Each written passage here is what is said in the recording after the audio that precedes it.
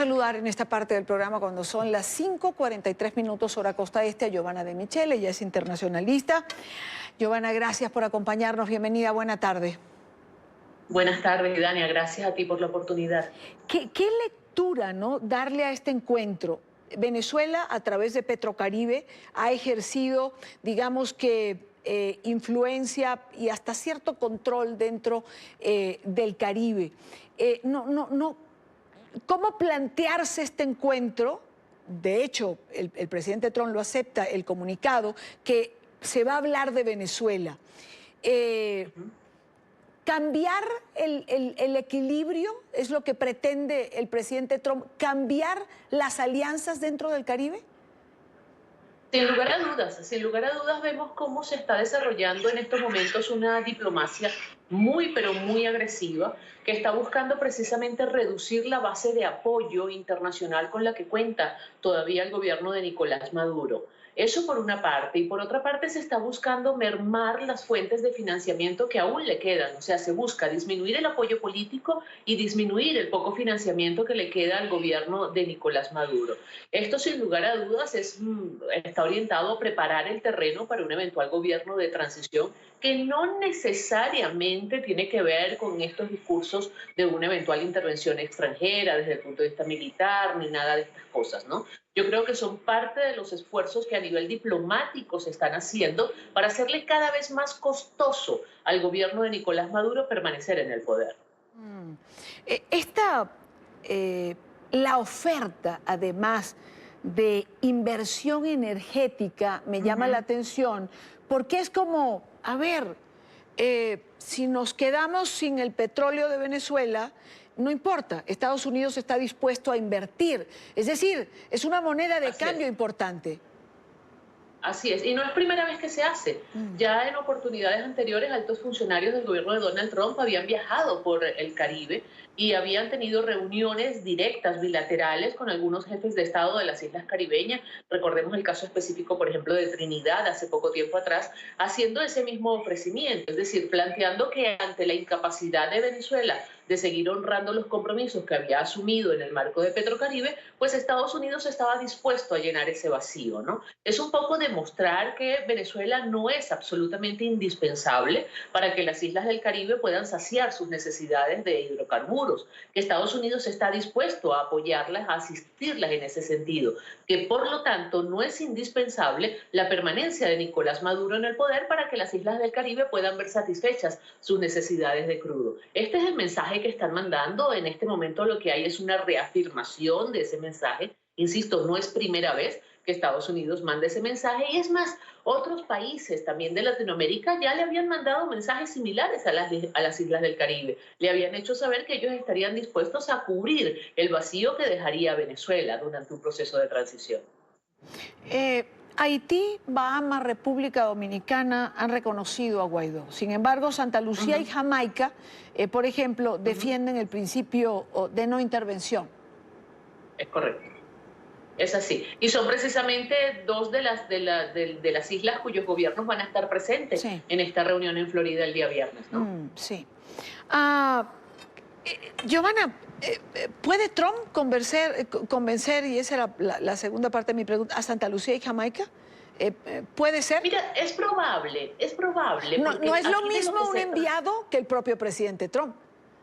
Por supuesto. Y aquí de lo que se trata es dar garantías que le ofrezcan a estas islas del Caribe la seguridad del suministro que necesitan. Estas son islas que tienen, digamos, unas condiciones muy particulares, dada su pequeño tamaño, su poca capacidad en materia energética, y necesitan definitivamente a alguien o algún otro estado que de alguna forma les garantice condiciones favorables para su subsistencia. Esto es lo que Estados Unidos le va a ofrecer, y no es lo mismo, por ejemplo, como tú muy bien lo señalas, que vaya el secretario de Estado o que vaya el enviado especial para atender los asuntos sobre Venezuela o cualquier otro, que sea el propio presidente Trump, y que además lo recibe en su casa. Es decir, lo está recibiendo en Mar-a-Lago, que es, digamos, un recinto propio del presidente Trump. Él va a ser su anfitrión. Esto tiene una connotación muy particular, muy significativa desde el punto de vista diplomático. Esto hace suponer que estos mandatarios caribeños van a ser recibidos con absolutamente todos los honores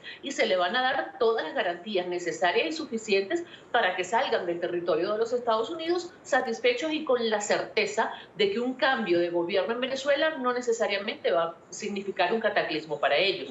En una oportunidad lo dijo, ya inclusive Donald Trump hace un tiempo atrás, que digamos, la falta de suministro de hidrocarburos y sus derivados a las islas del Caribe podía generar una inmensa crisis humanitaria y que eso Estados Unidos no lo iba a permitir, que Estados Unidos le iba a dar toda la asistencia que esas islas necesitaran. Pues ha llegado el momento de comprometerse a ello, ¿no?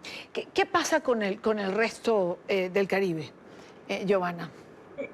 Sí, el resto del Caribe ya prácticamente marcado mucha distancia, se ha alejado. Venezuela no ha podido cumplir los compromisos que se fueron establecidos en un primer momento con Petrocaribe. Ya hay relaciones muy estrechas entre varias de esas islas del Caribe y otros proveedores, como es el caso específico de Estados Unidos. Colombia, como te comentaba, también se ofreció, Brasil también se ofreció. Es decir, hay un revés importante. Y hay que destacar, Idania, que si bien esto es importante para el tema de la transición, lo que logró la revolución bolivariana en el Caribe se puede considerar, para efectos de la revolución y su permanencia en el poder, un éxito en materia de política exterior, porque lograron reunir en el Caribe toda la cantidad de votos que siempre han necesitado para obstaculizar, por ejemplo, decisiones a nivel de la Organización de Estados Americanos que afectaban fuertemente al gobierno, ¿no?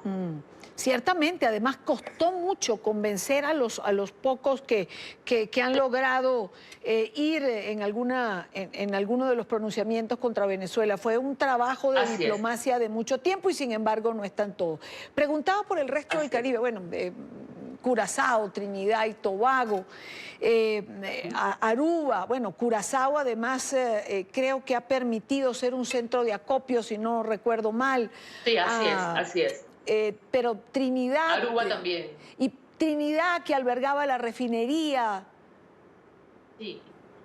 Quien más se presenta dentro del Caribe en estos momentos como leal, por decirlo de alguna manera, quizás no es el término más adecuado, pero creo que es el que se entiende con más facilidad al gobierno de Nicolás Maduro y a la revolución bolivariana, ha sido hasta cierto punto Dominica, ¿no? Me extrañó muchísimo que no estuviera Dominica en esta pautada para esta reunión del próximo viernes. Es posible que ahí se esté desarrollando otro tipo de estrategia, o que sea uno de los espacios que el gobierno de los Estados Unidos considera pues que pudiera sacrificarse en esta estrategia de cerco diplomático hacia Venezuela. Lo que sí es una realidad, Giovanna, sobre todo para quienes se desesperan con una opción militar, con pensar en la intervención, es que hay una diplomacia en acción, hay acciones concretas para este cerco, como esta. Yo desde que lo vi ayer me pareció que era de una importancia absoluta el anuncio del presidente Trump de reunirse con estos gobiernos del Caribe. Es decir, es una opción para Estados Unidos y cuando ellos dicen estamos trabajando en eso, es una realidad. Porque ya ver, como tú señalas, al presidente Trump de anfitrión en su casa de Mar-a-Lago a reunirse con gobiernos del Caribe, es un paso más. Sí, y sobre todo, Idania, que esto no lo podemos ver en estos momentos como una acción aislada de la política exterior del gobierno de Donald Trump, porque esto tenemos que enmarcarlo en el mismo contexto en el cual está el encuentro entre Donald Trump y Jair Bolsonaro en Washington, el encuentro entre Elliot Abrams y el vicecanciller ruso en Roma, el encuentro entre la Unión Europea y el canciller chino en Bruselas. Es decir, hay una estrategia que está en estos momentos en desarrollo y que está orientada a buscar precisamente a los principales aliados del gobierno de Venezuela. Es un poco hacerle entender a esos aliados lo costoso que es mantener en vigencia o mantener en el poder a un gobierno tan debilitado, a un gobierno tan frágil que no puede garantizarles, digamos, el futuro exitoso de la relación bilateral que habían venido manteniendo hasta estos momentos. El caso del Caribe es el suministro de hidrocarburos. En el caso de Rusia y China hay una deuda sumamente alta que tiene Venezuela con estos dos países, y ni a Rusia ni a China le conviene tener en Venezuela un gobierno absolutamente débil que no pueda honrar los compromisos que tiene con esas naciones. Es decir, hay una estrategia en estos momentos que está en plena ejecución y que sin lugar a dudas lo que busca es cercar cada vez más. Además, esto hay que verlo también en el marco de la visita a Venezuela de la misión técnica del Alto Comisionado de Naciones Unidas para los Derechos Humanos y el primer informe oral que presentó hoy la Alta Comisionada de Naciones Unidas para Derechos Humanos sobre Venezuela. Hay una serie de acciones que se están dando de manera simultánea que no son casuales, que obedecen a una estrategia. Me quiero quedar con eso, no son casuales, obedecen a una estrategia. Giovanna, gracias por estar con nosotros, buena tarde. Gracias a ti, Diana, y Dania, siempre a la orden. Gracias, Giovanna de Michele, internacionalista.